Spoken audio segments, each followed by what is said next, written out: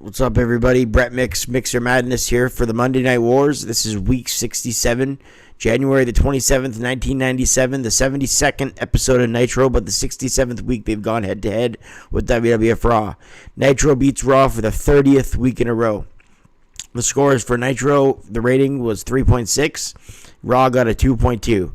This was the last Raw that was ever 1 hour, so from now on, Raw would be 2 hours just like Nitro. Starting at the 6:57 mark. They both go 3 minutes early because Raw evened it out with Nitro that way, so they wouldn't start earlier than them. Through the 67 weeks, including this week, Nitro has 48 wins, WWF has 17, and there's 2 draws.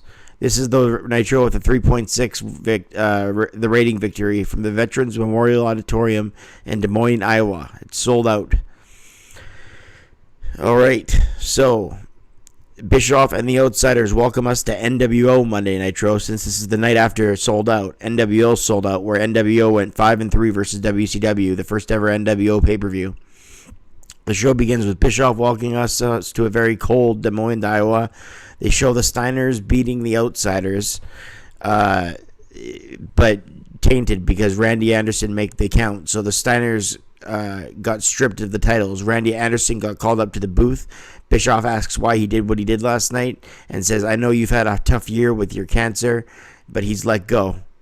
And he fires him right there. That's how cold Bischoff is. Steiners then comes out with the titles, and Bischoff calls them to the booth. The Steiners are stripped of the titles, and Bischoff then subsequently fines them for throwing the titles on the ground. So the new tag team champions are the Outsiders, after Bischoff says that the last night's ruling by Randy Anderson's not going to fly. Not only is it not going to fly, there's going to be new tag team champions. Those are the Outsiders, and Randy Anderson finds himself out of a job. And the Steiner brothers have to go and wrestle right now, or else they're in breach of contract. So they go wrestle the Faces of Fear. So talk about a bad night.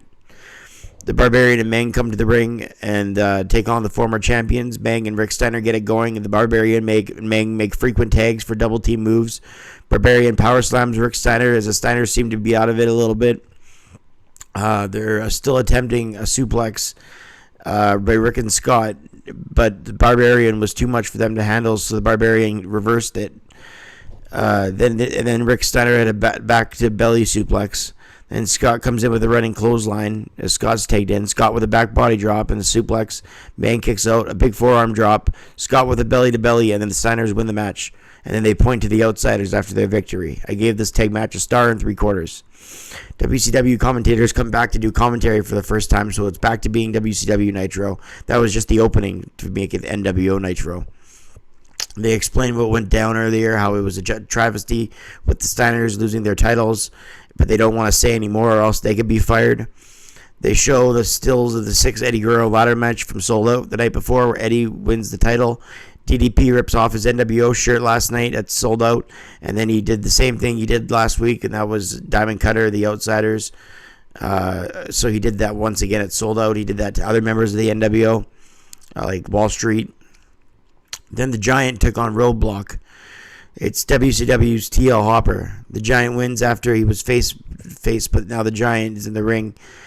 He wins up with a choke slam, and rated it at 3/4 star. Giant cuts a promo saying, "Hogan, I know you're here, and what doesn't kill you pisses me off more." And he says he's going to face him for the world title tonight. Jeff Jarrett then took on Eddie Guerrero for the U.S. title. Eddie Guerrero defending the title 24 hours after winning the match was 6. A standing switch and a snapmare into a headlock, 2 leapfrogs and a hip toss attempt. Double J and Eddie Guerrero put on a great match here. Double J wins by DQ after the briefcase is hit. Out comes Deborah, and Deborah hits the briefcase to Eddie. Double J by accident, and then they get disqualified because of it. Mongo says that's what happens. I don't care about him. But this is after Deborah cared for Mongo didn't care for Double J, but this is after Deborah was looking out for Double J last week. I rated that 2.25 stars. They showed Piper defeating Hogan, except when they showed the third hand going down when he lost to the sleeper, the footage cuts out, and Eric Bischoff comes and says, "Never do that again. Never show that tape again, or else you're getting fired." So Bischoff is on a roll tonight. The Ultimo Dragon takes on Billy Pearl, whoever Billy Pearl is. It's the first time I've ever seen him. He has some cool sequences, but ultimately the Ultimo Dragon with the double chicken wing in under 2 minutes puts him away. I rated it a 1.5 stars. Then they have the Four Horsemen come out, and there was some dissension among the ranks, but Flair does his Mean Gene, and then he does his limousine ride, and the whole shtick. Everybody's together in the Horsemen, except Mongo is talking about Sullivan, or Benoit talks about Sullivan, how he has to let it go mentally, physically, and spiritually. This stuff with Nancy and Chris. The Horsemen are a cohesive unit, is the point. Lex Luger takes on Ron Powers. This is your typical Luger versus big man match. He racks him in just a matter of minutes, and I rated it 0.5 stars. Schiavone says he continues to win. No shit. He just keeps piling up wins over bigger men. Every week I say it, and every week he keeps doing it. This is hour 2 of Nitro, this is the second hour of the show. Tenay and Heenan join the commentary booth. They go over how the Outsiders tried to get DDP but could not. Arn and McMichael took on the amazing French Canadians. Decent tag wrestling here, but Steve Michael had the briefcase out, as just like the earlier Double J Eddie Guerrero bout. And Deborah on the outside uses the briefcase on Rougeau, and the Horsemen win. I rated it a 1.75 stars. Outsiders then defended their titles against the new team called the Extreme. It was Ace Darling and Devon Storm, and it was basically just a big squash for the Outsiders. They won in under a minute, and Scott Hall gives them the Outsiders edge, and he just, to make the laughing matter, he just puts his boot on his chest and then poses like this.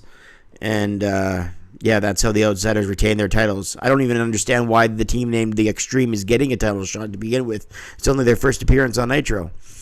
Nonetheless, they were squashed. Kevin Sullivan squashes Joe Gomez next. A lot of squash matches on the night, if you can't tell. 0.5 stars for that. Hollywood Hogan comes out. For the first time, it says in the entrance music, the biggest icon in wrestling. That voice that always goes, new world order. It says the biggest icon in wrestling. And it's the Hollywood Hogan. It's the first time it says that. And it's also the first time it repeats new world order.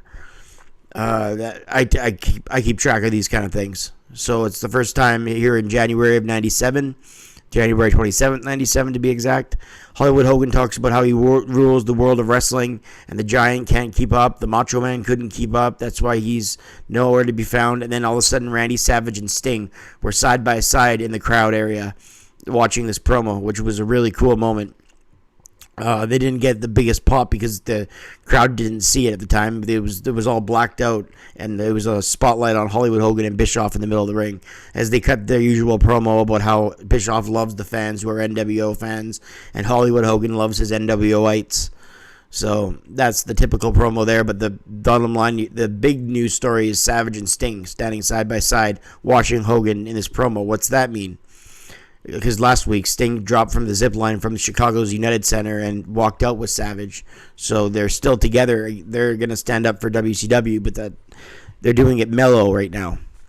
Dean Malenko defended the Cruiserweight title bout against Jerry Flynn. He got the Texas Cloverleaf for the victory. I rated it a star. Tony Schiavone gets a telegram for announcement that Roddy Piper is going to face Hollywood Hogan at Super Brawl for the title. So that's the big news of this night. Hogan addresses it later before this match with the Giant coming up just in a moment, so I'll get to that there. Hugh Morris takes, I just wanted to quickly go over the last match before that. That's Hugh Morris and Chris Benoit. Military press by Hugh, but Chris goes down. And then Morris defeats Benoit after Jacqueline, making her debut from WCW, gets the referee distracted, and then Kevin Sullivan comes in and hits Chris Benoit over the head with a chair that breaks.